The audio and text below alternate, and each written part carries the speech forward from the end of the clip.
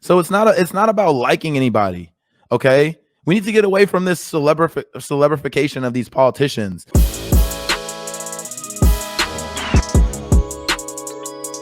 Here we go. So this was Pramila Jayapal, and kind of the context before this, she was talking about, everything that they got into the bill, that this was a huge progressive win, and they didn't want to risk that.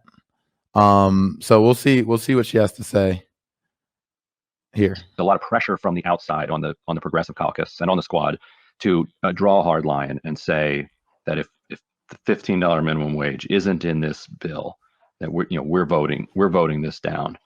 From your perspective, was that debated inside the caucus, and was there a line at which he actually asked the question, said, we're voting this down, and why wasn't that particular issue the line? Yeah, with the $15 minimum wage, I can tell you from the very beginning, we knew that was a 50-50 proposition, that getting the parliamentarian to rule 15 in was a 50-50 proposition. But then because the White House had been so clear that they were not going to overrule the parliamentarian, even though you saw me on TV, I assume every day, pushing to overrule the parliamentarian, that it would be a very difficult thing to try to move forward as our red line. So even Ali.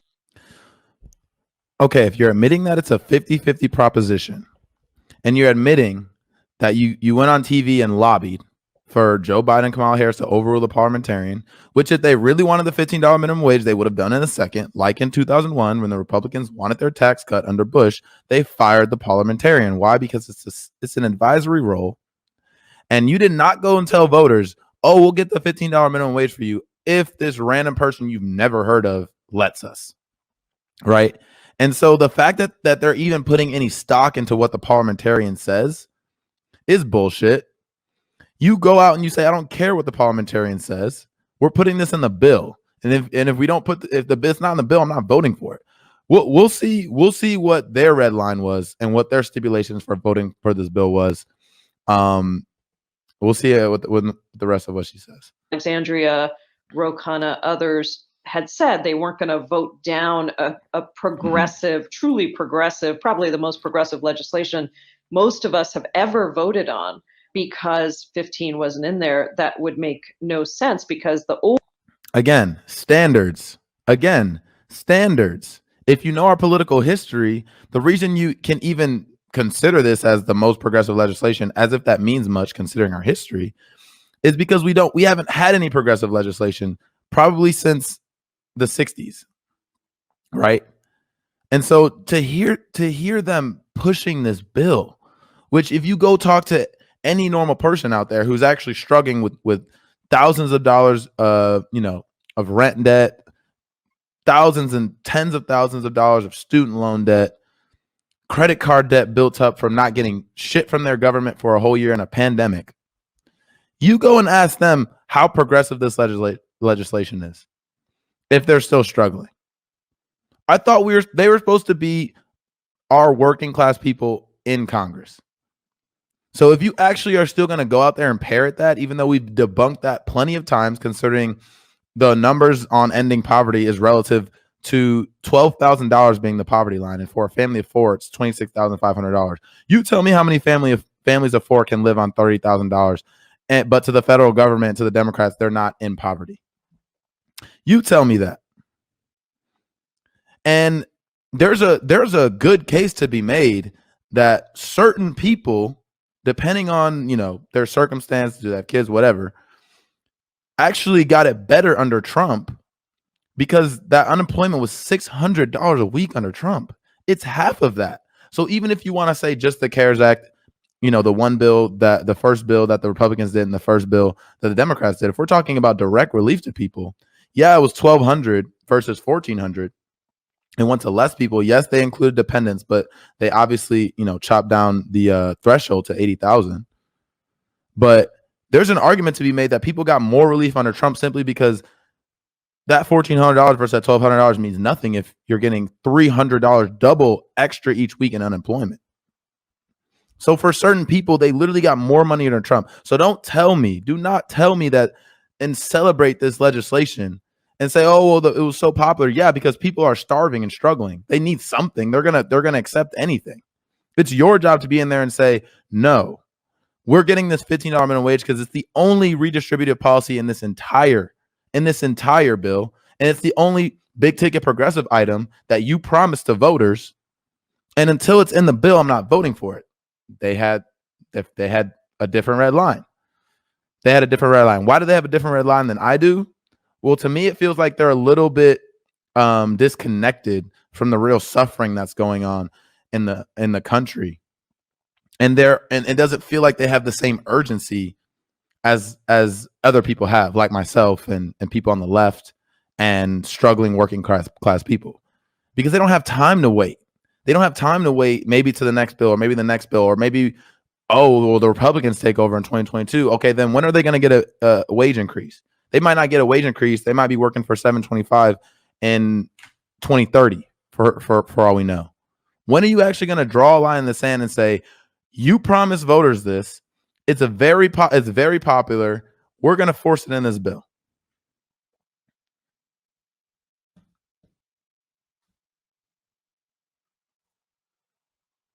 Overall problem is we still don't have 50 senators who were willing to vote for it. You saw Senator Sanders' amendment. I think we lost 8 senators, Democratic senators, on that amendment. So we, of course, looked at what the possibilities were, but we're very clear that 15 couldn't be a red line. That said, you notice we didn't say that.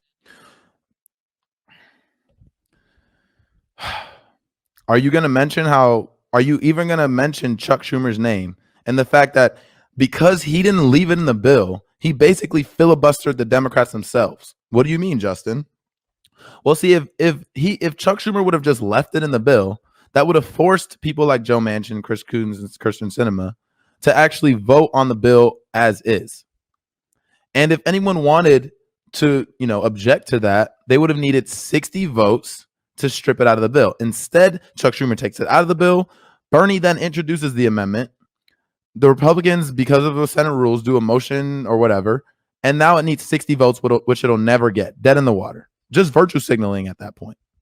Are you going to mention that? That's your own party. So when we're talking about who we're fighting, but you never mention your own party is who you're fighting, and if people are out there and they don't understand that dynamic, then you're not informing those people that they need to be on your side and not Chuck Schumer's and not Joe Manchin. You're still operating as a party, and you're fighting something in the ether that is keeping people from having a $15 minimum wage. Something in the ether, not Nancy Pelosi and Chris Coons and Kirsten Sinema and Joe Manchin. Because if those are the people keeping people from actually getting a livable wage, which $15 an hour is barely a livable wage, barely, it really depends on where you live. And even still, in most cities, that's still not a livable wage. Bare minimum ask. If you're still not willing to call those people out, then how can I say you're on my side? How can I say you're on my side? Because at the end of the day, it doesn't matter to those people if you're just tweeting about it and talking about it. Those people still are making $7.25. See, I come from sports, and sports are result-oriented, performance-oriented. If you don't perform, you're gone. That simple. Other jobs are like that. Everyone's job is like that except the politicians whose job it is to help us. Everyone is subjected to that except them. These little baby steps, it's too late. It's too late in the game for that. Do you not look around at the reality that we're experiencing right now? Mass people don't have money to live. Don't have money to live in the richest country in the world. So I'm tired of hearing it. I'm tired of hearing, oh, we wanted to get it, and it just, we wanted it so bad. We wanted it so bad. We weren't willing to fight. We weren't even willing to hold up the bill for a day. And they say, oh, unemployment ends on the 14th. Okay, that means Joe Biden has 4 to 5 days to get those senators to flip their votes.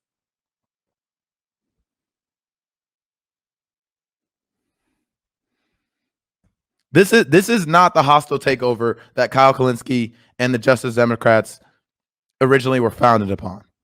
This is coalescing to the groupthink within the Democratic Party at every turn. Tell me how that's different. Tell me how it's different.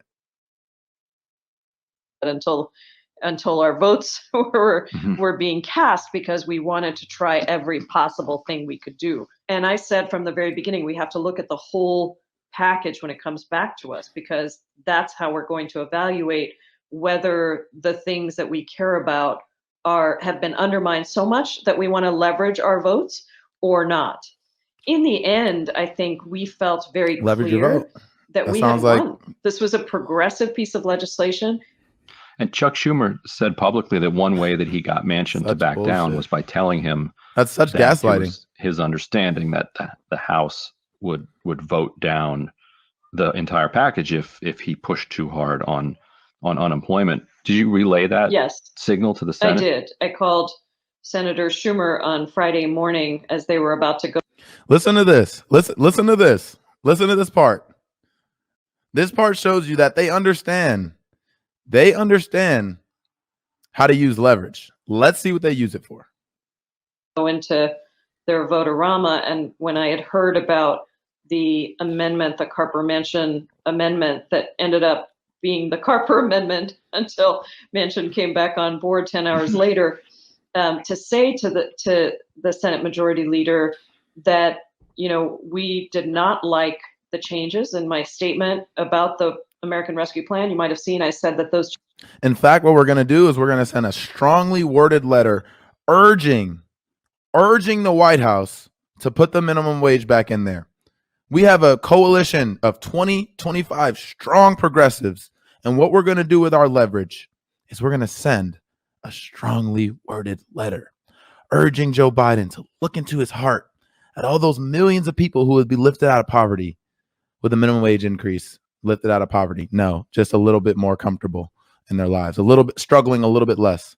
Look into your heart and legislate for those people. And what did Joe Biden say? He said, fuck those poor people. I don't give a damn. And that $15 minimum wage is not getting passed right now.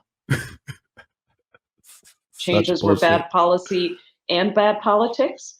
But at that point, my concern was that it was going to get weakened further, and that if it did, I could not guarantee that we would be voting for it. As this is unbelievable. So her worry was that if they withheld their votes, and it went back to the Senate to negotiate, her worry was that the bill would get worse. So she was like, no, I'm not going to do it. We're as a collective progressive coalition, we're not going to do it because there's a possibility this bill could get worse. Someone please explain to me how that makes any sense. If they know they need your vote, that means you have a position at the table. That means you can actually negotiate to make the bill better. Then you'll vote for the bill. That's how politics works.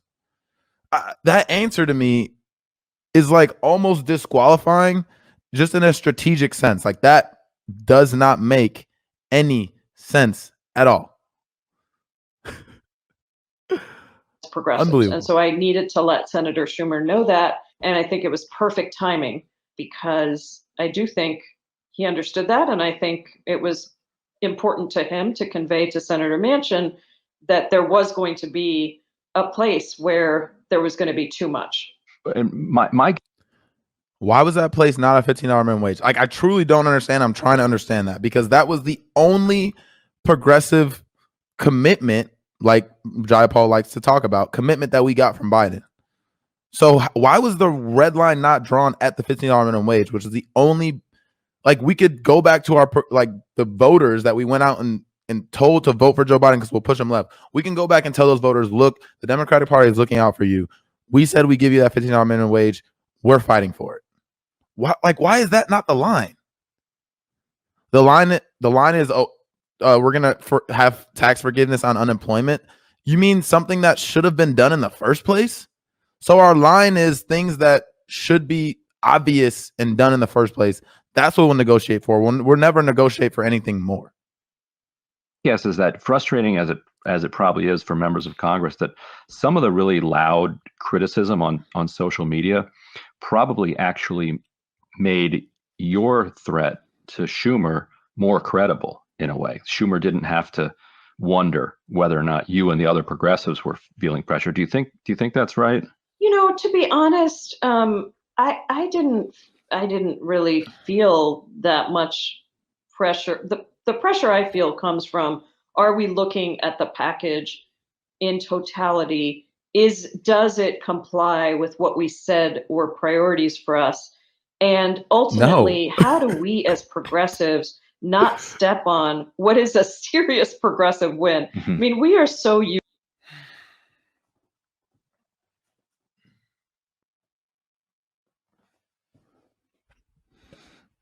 Y'all, I don't know. I don't know how much more I can listen to. After that, I mean, what do y'all think? Y'all let me know. Let me know if I'm being too hard. Let me know if I'm being too hard, because to me, that was some bullshit. How can you consider this legislation a progressive win if the only thing that we're talking about? Okay, imagine if there was not the block of progressives, it was just Democrats. It was, some people would argue, but it was just corporate Democrats. And so tell me what would have not been in this bill if it was just corporate Democrats, as opposed to what's in the bill now, because we have progressives in Congress, because we did all that mobilization. Everyone, including myself, donated to these people, talked these people up. I went and told friends that were apolitical. I said, if you want to get into politics, you should look into like young people in the party. They're like, oh, everyone's too old in politics. I said, look into AOC, look into Rashida Tlaib. These people are young. These people are young and they're fighting for us. That's what I used to tell people. I can't tell people that anymore because of stuff like this. Because the line that they're drawing in the sand is, oh, we should have, because they're gonna squeeze out anyone making $80,000 to $100,000. What we're gonna come back with is you need to make the unemployment benefits tax forgivable. I would love to negotiate with the progressives, because I'd be like, oh shoot, we probably should have that probably should have been in there already, because we're the Democrats and we're the party of the working class, and the fact that we're taxing unemployment is ridiculous in the first place. Like, that's taxpayer dollars that are coming back to taxpayers because they need help, and the government's like, oh, actually, that's going to be taxed. So that's what we're fighting for. Things that should have already be, bare fucking minimum.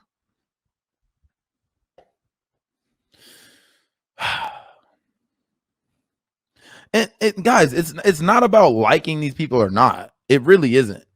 It's just simply not. It's about results and outcomes. Like I said, I come from sports. It's about performance and outcomes, right? So if the $15 minimum wage was the only single progressive, truly progressive redistributive policy, the one that we got a commitment on, we didn't get a commitment on shit else, not Medicare for all, not a Green New Deal, not free public college, not legalizing marijuana, nothing. We got the $15 minimum wage, which was bare minimum because 15 isn't enough. And we don't even have that now after this grand, huge progressive win. So it's not about liking anybody, okay? We need to get away from this celebrification of these politicians and whether I like someone or not. Politicians are there to be used by us as a tool to get what we want. Period. End of story. It has nothing to do with whether you like the person personally or not. I'm sure with all of them, I'd go out with them and I'd have a great time if they weren't politicians. Because I'm sure they're all nice, really great people. We didn't put you there to be nice, really great people. We put you there to legislate for us, to fight for us, to hold up bills, to cause a ruckus, and to get things done once we did enough mobilization to give y'all a coalition in Congress that actually was meaningful.